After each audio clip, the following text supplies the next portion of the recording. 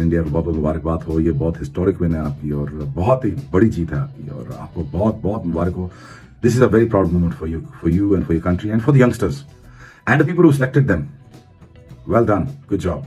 एक जबरदस्त all-round performance देखने को मिली है। फिर से मैं कहूंगा फील्डिंग लाजवाब, मुख्तलिफ तरह के कैचेस देखने को मिले, क्लोज टू द विकेट भी, स्लिप्स में भी, ओवरऑल फिटनेस भी अच्छी है। सो ये सारी चीजें जो है वो भारत को एक बहुत बड़ी टीम बनाती है। बांग्लादेश टीम का भ्रम टूटा या असलियत ये थी क्योंकि बांग्लादेशी फैंस के बाद पाकिस्तानी फैन वो वाहिद फैन थे शायद जिन्हें ये लगा कि बांग्लादेश की टीम भारत में कुछ बड़ा जरूर करेगी, क्योंकि 2 हफ्तों के गैप के बीच वो भारत पहुंचे। चेन्नई में उन्होंने पहला टेस्ट मैच खेला और सब कुछ तितर बितर होकर रह गया। Team India has crushed Bangladesh in Chennai.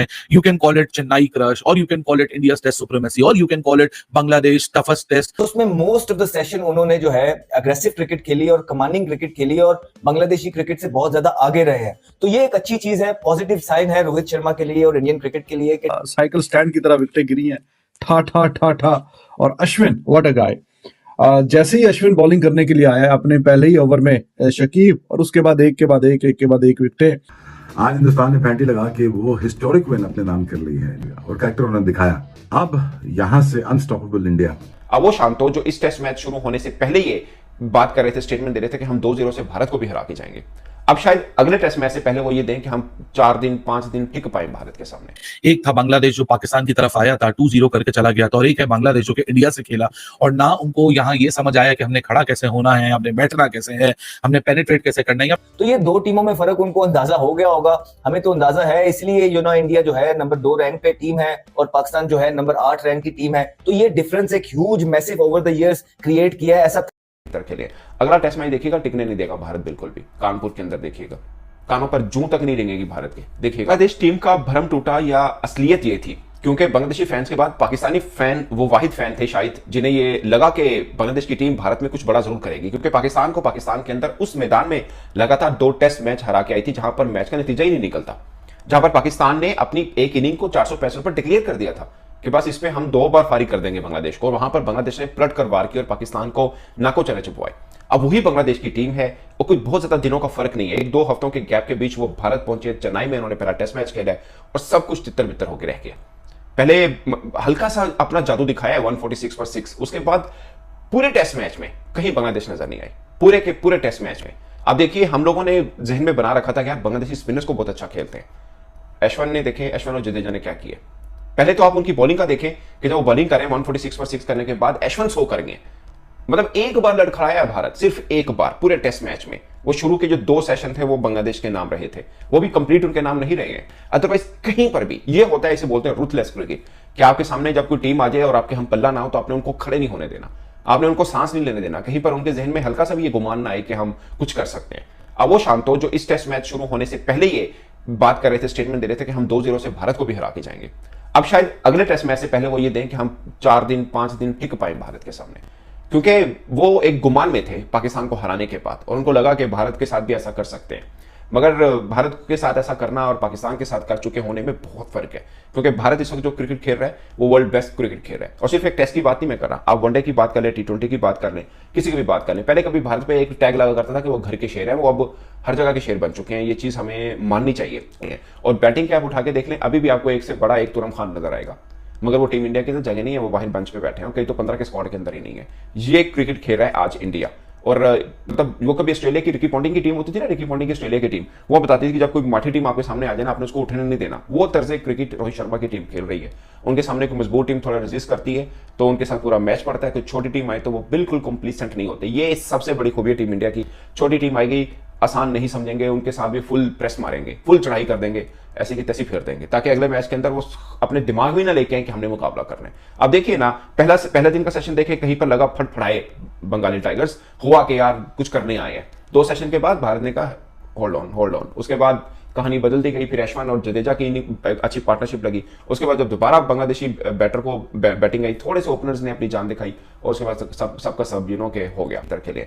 अगला टेस्ट मैच देखिएगा, टिकने नहीं देगा भारत बिल्कुल भी। कानपुर के अंदर देखिएगा, कानों पर जूं तक नहीं रेंगेगी भारत के, देखिएगा आप। क्योंकि अब वो एक तो मेंटली जो लेके आए थे ना थोड़ा सा कि हम इसके साथ भी मुकाबला कर सकते हैं, भारत के साथ भी, क्योंकि पाकिस्तान को हरा दिया, वो बात खत्म हो गई है। इट्स अ डिफरेंट स्टोरी है। मतलब ना तो वो पाकिस्तान है ना ही पाकिस्तान जैसी कंडीशन है। भाई साहब ये तो रही बस एक महज कार्रवाई, इंडिया की जो डोमिनेशन अपने घर के ऊपर है, जो कि किसी टीम को अपने करीब नहीं भटकने देती। 17 कंसेक्टिव सीरीज विन इंडिया पिछले 12.5 सालों से, तो वो जो एक महज नंबर है, वो नंबर सिर्फ नंबर्स नहीं है, ये नंबर्स एक सच्चाई है इंडिया की डोमिनेशन की अपने घर के ऊपर या अपने घर के बाहर। और टेस्ट क्रिकेट को जो इज्जत देते हैं, टेस्ट क्रिकेट को जो क्या कहते हैं रिस्पेक्ट देते हैं, टेस्ट क्रिकेट में जो अपने आप को डेडिकेट करते हैं, टेस्ट क्रिकेट में अपनी क्रिकेट को की ग्लोरी को ढूंढते हैं, उनकी परफॉर्मेंसेस इसी तरीके से होती हैं। एक था बांग्लादेश जो पाकिस्तान की तरफ आया था, 2-0 करके चला गया था, और एक है बांग्लादेश जो कि इंडिया से खेला और ना उनको यहाँ ये समझ आया कि हमने खड़ा कैसे होना है, हमने बैठना कैसे है, हमने पेनिट्रेट कैसे करना है, टेबल्स को टर्न कर दिया। रविचंद्रन अश्विन तो शाहरुख खान की फिल्म वाले मैं हूं ना वाले कैरेक्टर बन चुके हैं। विकेट चाहिए मैं हूं ना, रन चाहिए मैं हूं ना, मैच जिताना है मैं हूं ना, एक्सपीरियंस दिखाना है मैं हूं ना, इंटेलिजेंस दिखानी है मैं हूं ना। So what a resounding victory for team India. Team India has crushed Bangladesh in Chennai. You can call it Chennai crush, or you can call it India's test supremacy, or you can call it Bangladesh toughest test. Cycle stand की तरह विकेटें गिरी हैं, ठा ठा ठा ठा। और Ashwin what a गाय। जैसे ही Ashwin bowling करने के लिए आया अपने पहले ही ओवर में शकीब, और उसके बाद एक के बाद एक विकेटें, और फाइफर भी कंप्लीट किया, बल्कि और भी आगे काम चला गया, काम आगे बढ़ गया, 100 भी किया इसमें।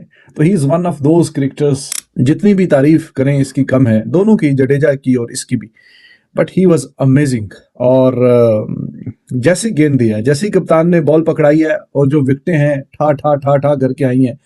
तो अब देखिए बांग्लादेश, कोई बहुत तो उनके साथ ऐसा काम नहीं हुआ कि जो आप सोचे कि हाँ जी ये कैसे हो गया, ऐसा तो सोचा नहीं था, ये थोड़ी तो फाइट करते, ऐसा करते वैसा करते।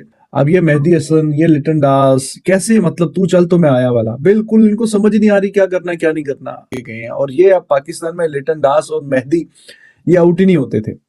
लिटन दास ने तो बहुत मारा इनको, मेहदी भी जिस तरह भी निकल के छक्का मारने के चक्कर में ना फिर बोलता है वो आइए, गेंद बल्ले पे नहीं आई, वो क्या बोल आइए, तो गेंद बाकी बल्ले पे नहीं आई।